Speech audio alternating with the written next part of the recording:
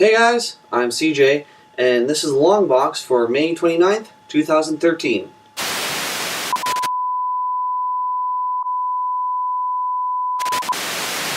Alrighty, so before I get into reviews, I figured I'd change up the show's format a little bit by listing what we have for the show this week. So for this week we have Doctor Who, Prisoners of Time, Issue 5, X-Men, Issue 1, Annual Number 1 for Earth 2, Annual Number 1 for Red Hood and the Outlaws, and the prologue to Wolverine and the X-Men's Hellfire Saga. So let's get started.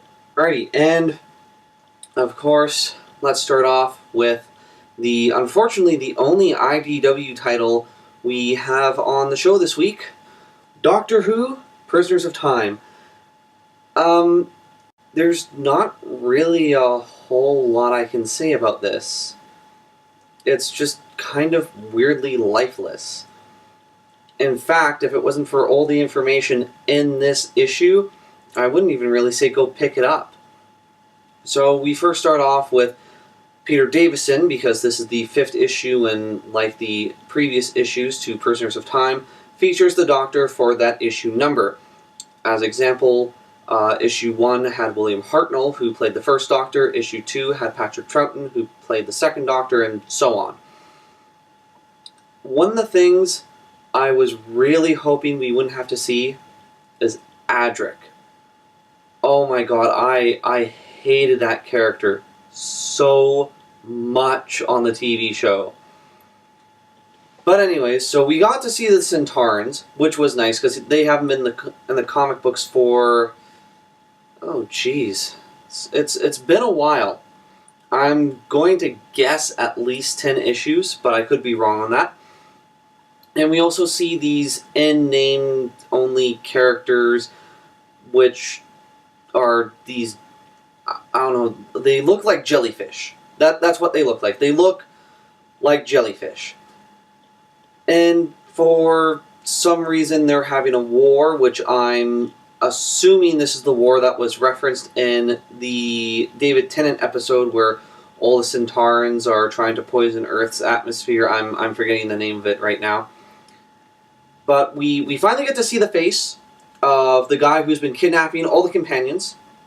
So we kind of know who he is.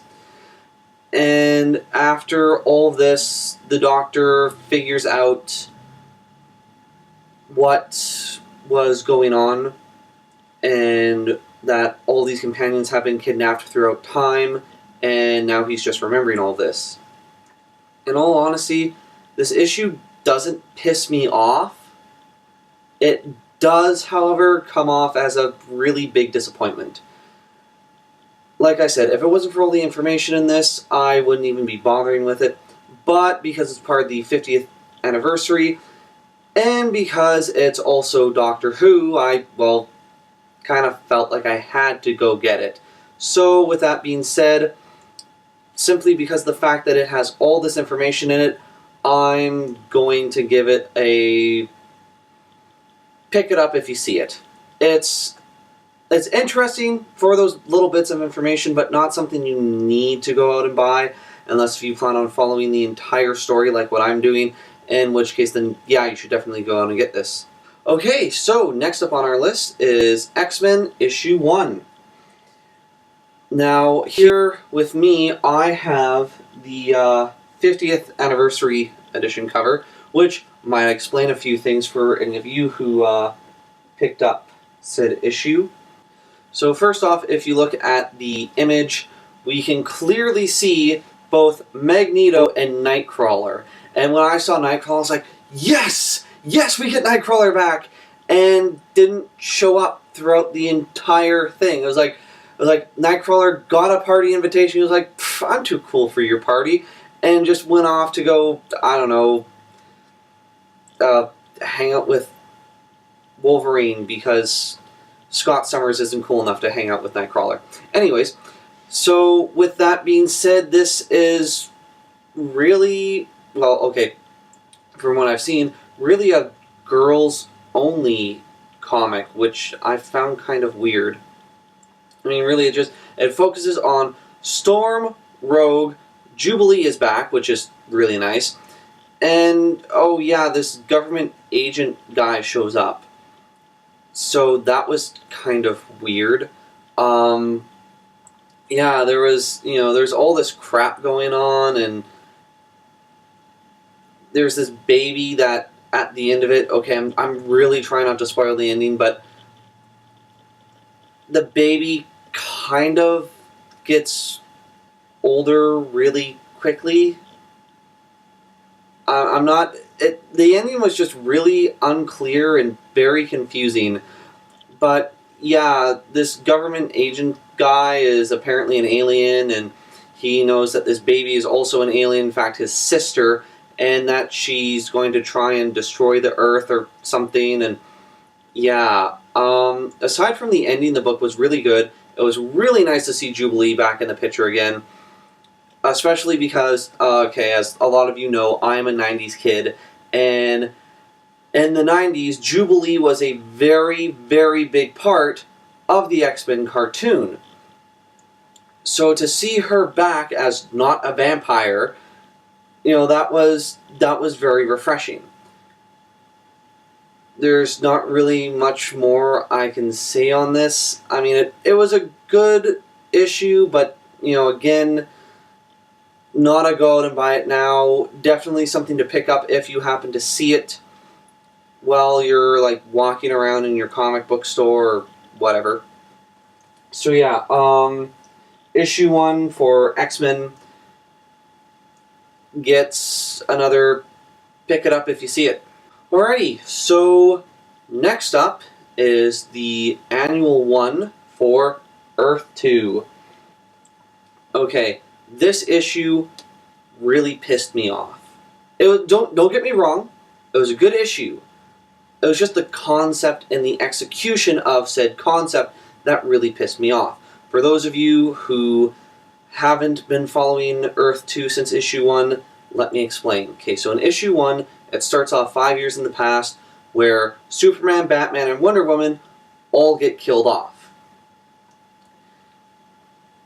At the time, it kind of upset me, mainly because of how big of a Batman fan I am, but I also realized that it was necessary because with those characters out of the way, we now get to explore lesser-known characters like the Alan Scott Green Lantern, the Jay Garrick Flash, Dr. Fate, all these other lesser-known characters. And then DC goes and pulls this stunt by putting in a new Batman. Now, we don't know whether or not this is the Earth 2 version of Bruce Wayne. We don't know if that, if Earth 2's Bruce Wayne did survive and this is him and he was just, I don't know, recovering for 5 years.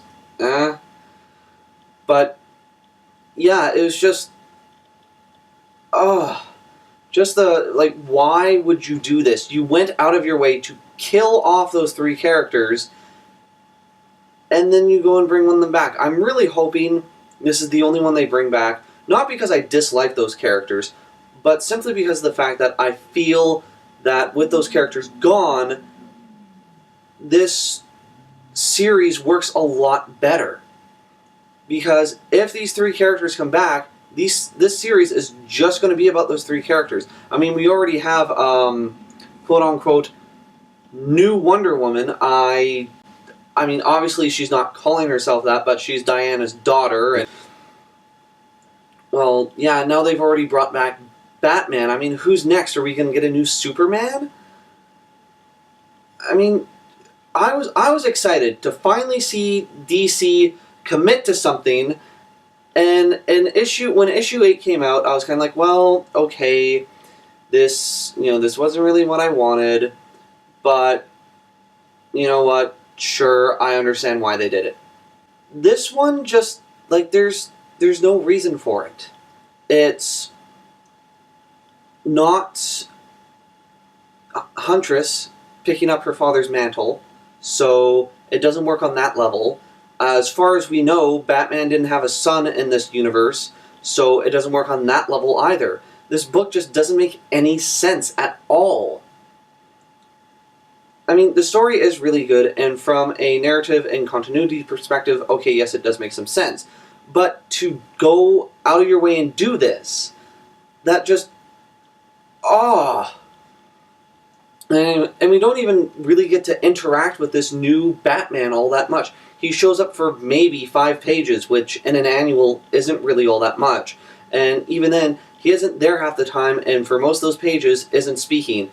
In fact, I don't think he speaks at all. There are some thought bubbles, but other than that, there's no real dialogue from that character. So he pretty much just shows up to look good. Okay, sure.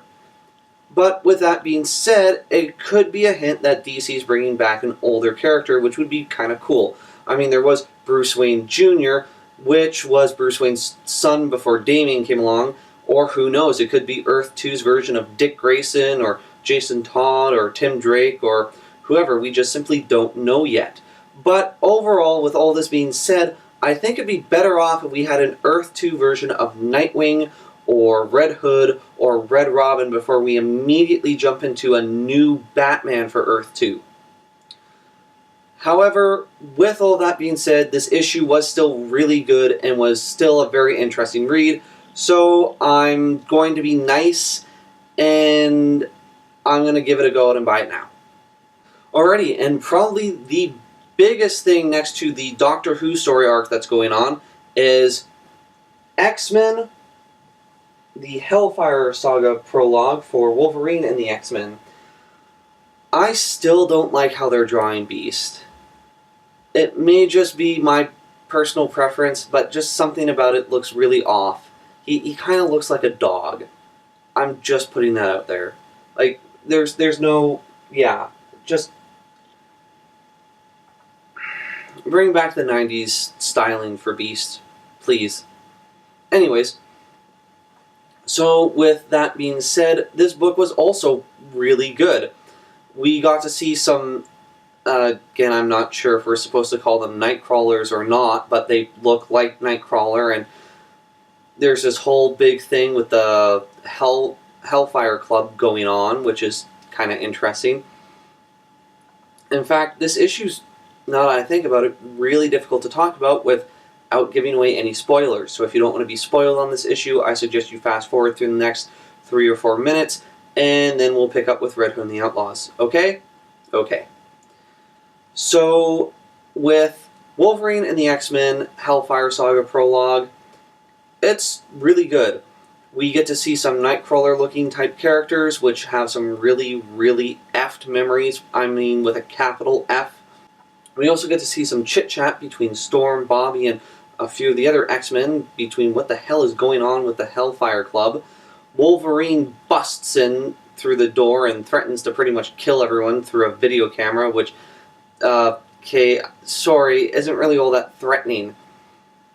There's also a part where one of the X-Men, and the only reason I say that is because I don't really consider him a member of the X-Men, may or may not be betraying the team and going over to the Hellfire Club for real. And also, Toad gets his long-lost love back, which they didn't even really explain. They were pretty much just, oh, well, she came back because we'll tell you later, and that was pretty much it. So overall, there leaves a lot of questions to be answered, but then again, this will be an ongoing big storyline, so hopefully all those questions will be answered in later issues. As of right now, it's way too early to tell because, well, this is the first issue for this storyline.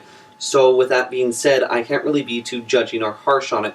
However, I will give this a go out and buy it now simply because this book is amazing, and unfortunately I really can't tell you a lot of the reasons why because it goes way too far into spoilers.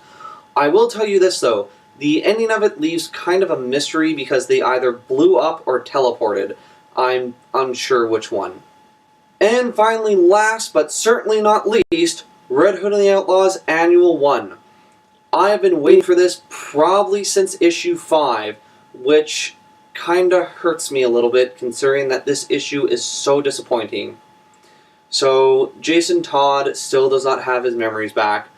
which pretty much leaves the rest of the team to dick around while assassins are coming after them.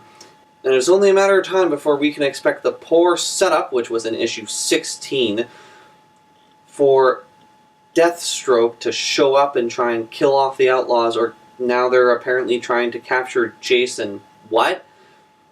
But yeah, so Jason still doesn't have his memories. Oh, Green Arrow shows up, which was kind of cool.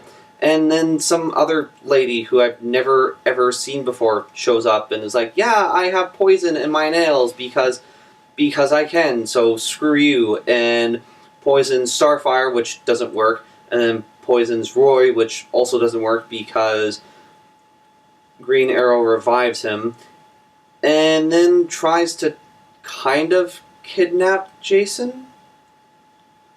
I don't know, it was just all really confusing and weirdly lifeless.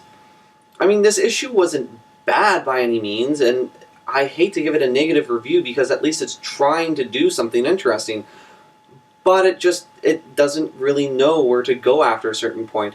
After a while, it's more or less just Jason dicking around because he doesn't know what the hell he's doing, which is why I was against them erasing his memories in the first place, because the whole reason for Red Hood and the Outlaws is so that Red Hood can lead his own team, and it's kind of difficult for the Red Hood to do that when Jason Todd doesn't have his own damn memories.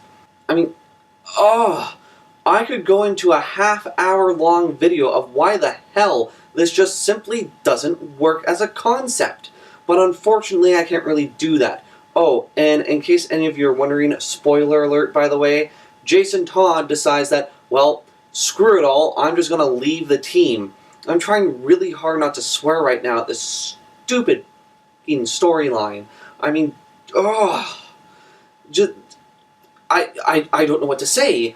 I mean, I understand how the Tim Drake fans feel now, because they pretty much watered down Jason to the same point as Tim Drake.